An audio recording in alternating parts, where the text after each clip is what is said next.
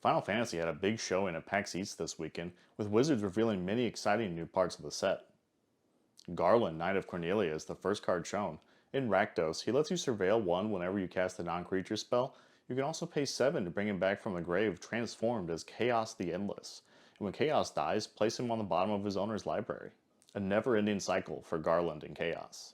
Gavin describes how to show off the job system from Final Fantasy. They repurposed an older mechanic as Job Select, kind of like for Mirrodin.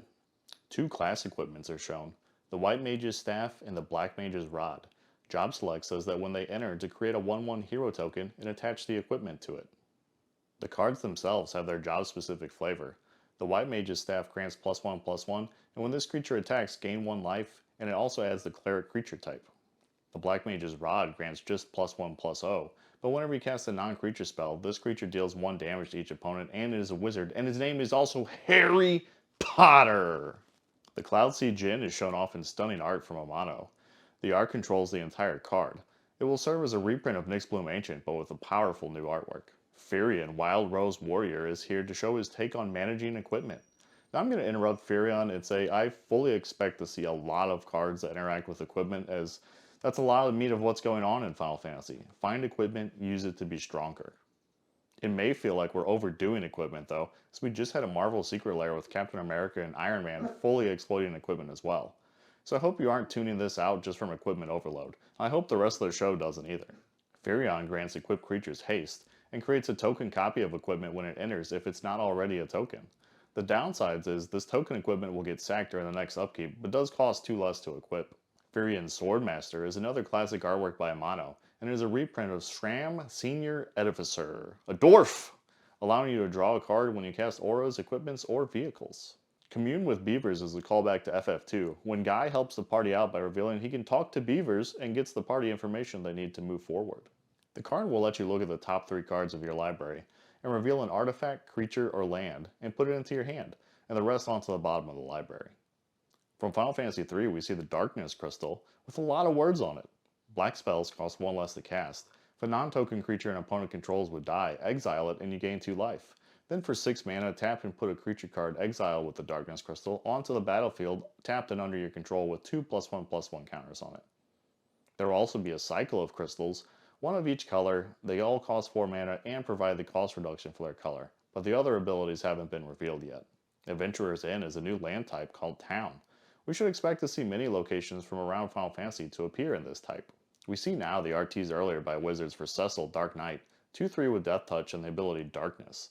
Whenever Cecil deals damage, you lose that much life, and then if your life total is less than or equal to half your starting life, untap Cecil and transform it.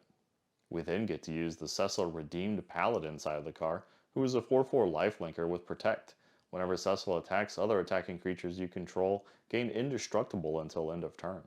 Kain was a difficult design issue for the team on how to deal with his abilities and his narrative. Jump will give Kain flying during your turn. However, whenever Kain deals combat damage to a player, he will betray you and join that player, and then you draw that many cards, create that many tapped treasure tokens, and lose that much life. It's not Commander only either, so it'll be pretty interesting to see if Kain has any play in constructed formats. The first card from Final Fantasy V is not Butts, but Gilgamesh. A 6/6 for 6, whenever he enters or attacks, look at the top 6 cards of your library. You may put any number of equipment cards from among them onto the battlefield. Put the rest on the bottom of your library in a random order. Whenever you put 1 or more equipment onto the battlefield this way, you may attach one of them to a samurai you control. Great flavor on this one to capture Greg's ability to head out and steal weapons from others as he searches for his missing blade. He also has this fantastic full art version. Bartz and Boko are going to help me build my birds deck. I do love birds in Magic. Not as much as goblins though. They have affinity of birds, where he costs 1 less for each bird you control. Then when they enter, each other bird you control deals damage equal to its power to target creature an opponent controls. Terra is a commander card, so we can just skip it. Balagar Manda is the first summon we get to see. Operating as an enchantment creature and a saga, it will go through its saga abilities while also being able to attack and block. Step 1 will let you exile an instant and sorcery from each graveyard, then steps 2 through 4 will give you some free mana to spend on casting those spells. When he gets to step 4 though, he will leave the battlefield. Terra, Magical Adept, is another flip card, and also with artwork from Amano. When she enters, mill 5 cards and put 1 enchantment milled this way into your hand. For 6, you can use her trance ability and exile her and return her on the flip side of the card. You may think this card is named Transterra, but it is not. Esperterra is the accurate version, and for steps 1 through 3, it will let you create a token copy of any enchantment you control that's non-legendary.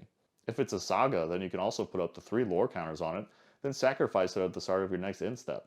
Her final step gives you 2 mana of every color to spend, and then she flips back to normal.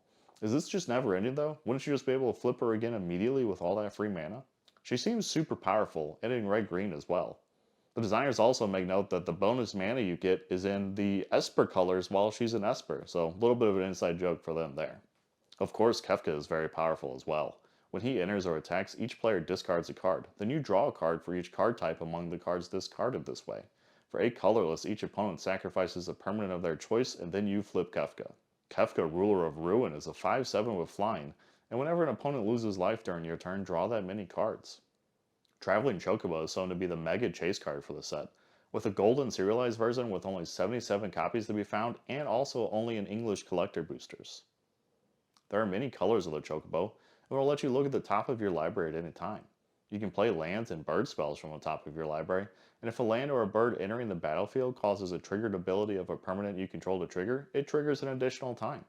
The card itself, regardless of the artwork color, are all in green. Cloud, Midgar Mercenary, looks like he has some skinny arms, right? Get this man some beef, let's bulk him up some, yeah! When Cloud enters, search your library for an equipment card, reveal it, put it into your hand, and then shuffle. As long as Cloud is equipped, if an ability Cloud of an equipment attached to him triggers, it triggers an additional time. More artifact synergy as expected. All these characters probably have some of their weapons lurking around in this set as well. The Buster Sword was somewhat revealed. We have this version with its cost and art, but no text to reveal what it does.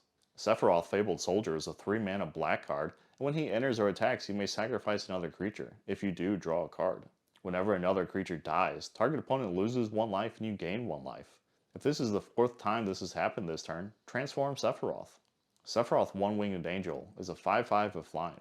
His ability Supernova says he transforms, and you get an emblem with whenever a creature dies, target opponent loses 1 life and you gain 1 life. Whenever Sephiroth attacks, you may sacrifice any number of creatures, and if you do, draw that many cards.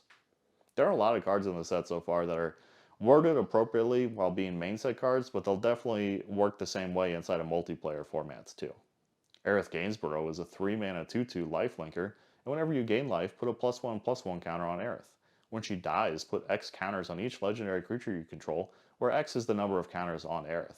Is Amalia only banned in Pioneer? Is this the new Esper counter deck? Are we just gonna go wild, put tokens around? Get your Mondrax, get your Ogre Tax, let's just put counters everywhere.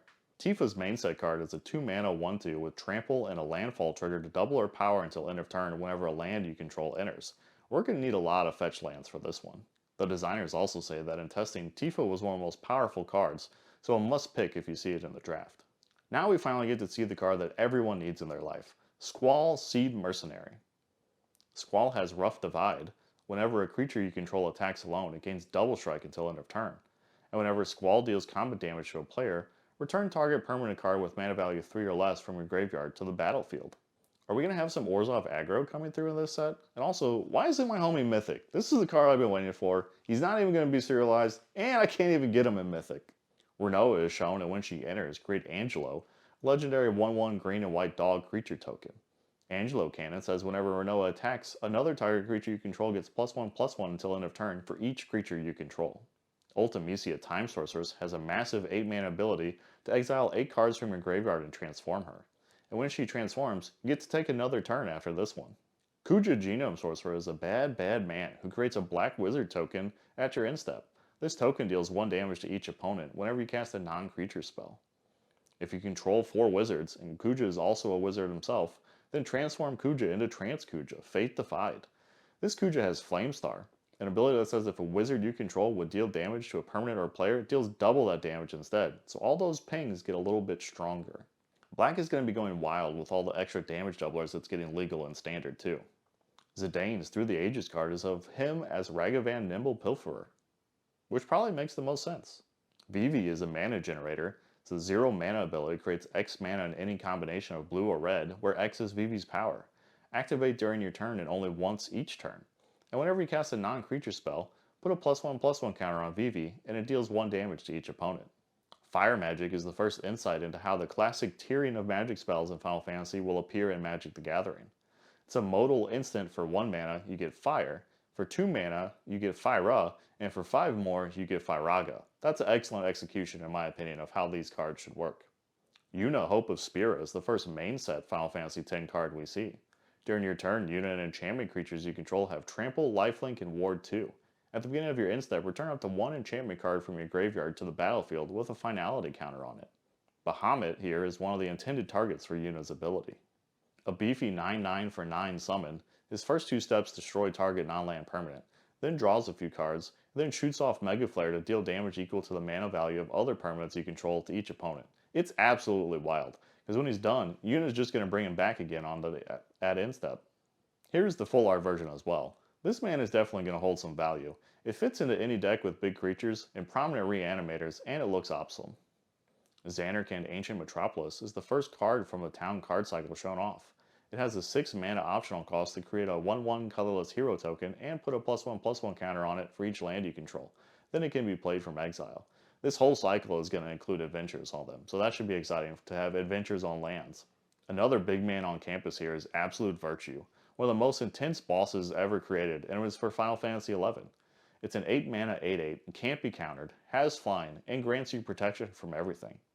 This seems ridiculous, but the in-game version of Absolute Virtue required a specific cycle of the game's 2-hour abilities to make it vulnerable to attack, and if you didn't kill it in time, you'd have to wait until those 2-hour abilities reset to keep going, or find a whole extra party to do it for you too. Of course, Shantoto is here as well. Whenever you cast a non-creature spell, Shantoto gets +X/+0 until end of turn, where X is the amount of mana spent to cast that spell. Then if X is 4 or more, draw a card. FF12 opens with the real heroes, Balthier and Fran. This card has Reach and gives a 1/1 bump to vehicles you control, as well as giving them Vigilance and Reach. Whenever a vehicle is crewed by Balthier and Fran, if it's the first combat phase, you can pay one, a green, and a red to have an additional combat phase. The Imperial City of Arcades looks impressive. As Wall of Omens, it's a 2-drop wall that draws a card when it enters. Lightning Army of 1 is a card for sure. A Boros 3-drop, First Strike, Trample, and Lifelinks. She carries in the FF ability Stagger, so if she connects for player damage, then sources deal double damage to that player and permanents they control until your next turn. First Strike really helps Lightning get in first, and then everything that swings on the second wave connects for double. Burn spells hit for double as well, so this card sounds like it's going to be a ton of fun. Fang and Vanille are shown together, but on separate cards.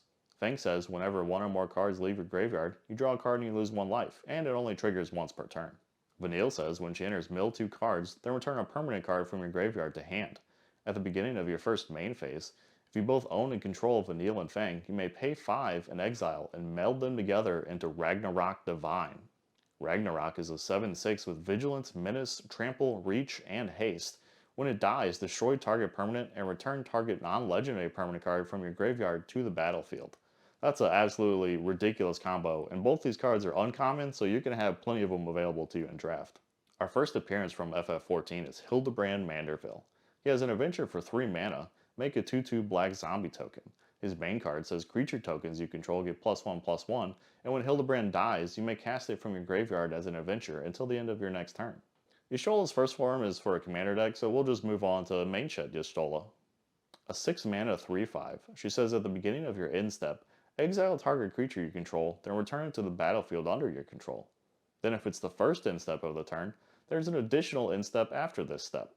So you get to blink your creatures, get all their abilities again, and then do it a second time.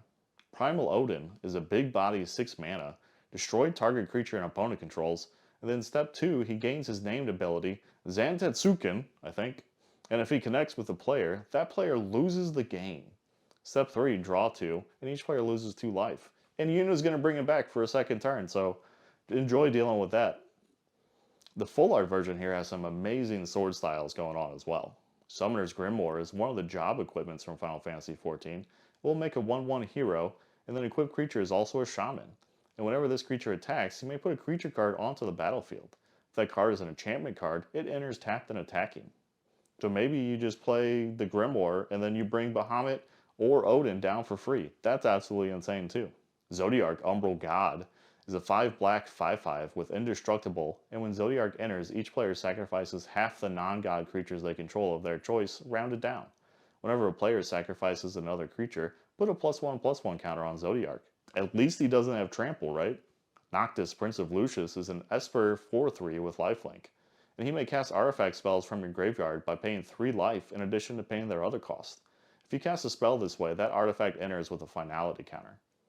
Very on theme for Noctis to take someone's old, unused equipment and bring it right back when he needs it for a challenge. His foe, Arden the Usurper, has synergy with demons, giving them menace, lifelink, and haste. His ability Star Scourge says at the beginning of combat on your turn, exile up to 1 target creature card from a graveyard. If you exile the card this way, create a token that's a copy of that card, except it's a 5/5 black demon. So he can power himself at least, and start throwing 5/5s at you the turn he enters. Jill is the first card for FF16. We're going to see some wild ones here, I think, to capture the flavor of 16. She is a 3-drop that bounces another non-land permanent. Then for 5, you get to flip her into Shiva, Warden of Ice. For her first 2 steps, she can make a creature unblockable. Then on the 3rd step, she taps all your opponent's lands and comes back as Jill. Clive is a hand refiller and a beefy flip card. When he enters, discard your hand, and then draw cards equal to your devotion to red. For 6, you can activate his flip side, Ifrit, Warden of the Inferno. On that flip side, his first step lets him fight 1 target creature, and as a 9/9, you probably win that one. Then steps 2 and 3 give you 4 free mana, and then he'll flip himself back into Clive. And then you get to draw again, and then you get to flip him again. It's just never ending. If you land this, you're probably going to win the game. With all the mainline sets done, that's the end of reveals. Don't forget that the set will pre-release on June 13th. The big talk is, of course, of collector booster price. They do announce that MSRP is $38 per pack, so that would be about $456 per box. Even though we're seeing boxes online at $700, that probably seems about appropriate with where demand is on this, equal to what MSRP and market price was for Lord of the Rings when it launched. The final reveal actually is that Sid will have 1 card, but an artwork for all of his in-game characters. He will buff artifact creatures and heroes you control by +1/+1 for each artificer you control and each artificer card in your graveyard. A deck can have as many cards named Sid Timeless Artificer, plus it cycles. That was an amazing reveal show. If you want all the effects, check out the replay on the MTG YouTube channel. Thanks for watching with me. Take care.